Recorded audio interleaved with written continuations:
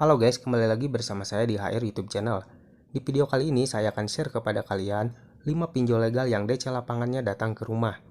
Buat kalian yang mengalami galbay di beberapa aplikasi pinjol legal, tentunya kalian wajib nonton video ini sampai habis. Agar kalian tahu dan kalian bisa mempersiapkan mental kalian ketika nanti DC lapangan datang ke rumah. Oke, mungkin tanpa basa-basi lagi kita langsung aja ke videonya.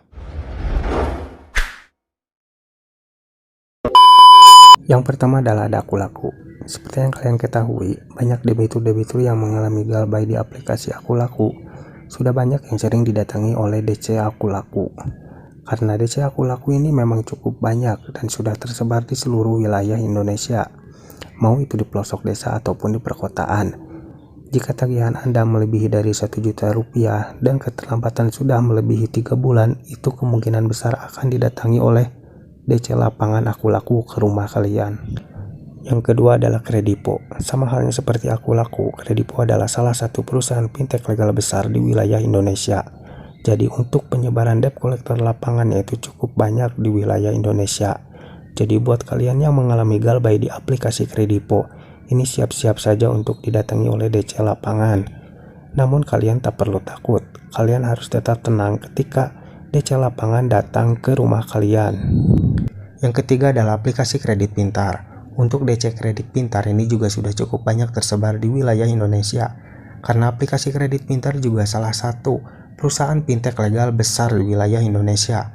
Jadi karena memang perusahaan mereka perusahaan besar, jadi mereka banyak uang untuk menyewa debt collector lapangan di wilayah-wilayah tertentu. Jadi untuk DC lapangan kredit pintar ini juga kemungkinan besar akan datang ke rumah kalian.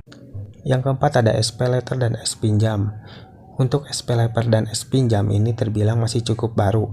Tapi walaupun masih cukup baru, untuk DC lapangannya ini juga sudah cukup banyak tersebar.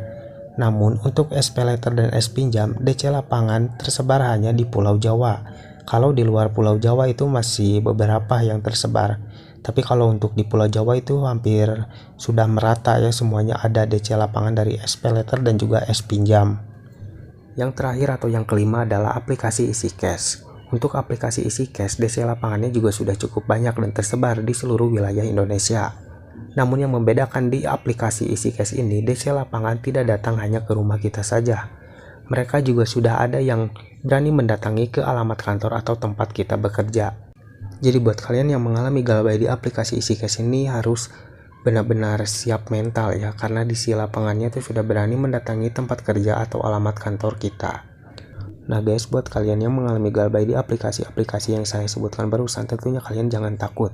Kalian harus tetap tenang dan jangan panik ketika DC lapangan datang ke rumah kalian. Tugas DC hanya menagih tagihan Anda, tidak akan melakukan hal-hal yang melebihi batas.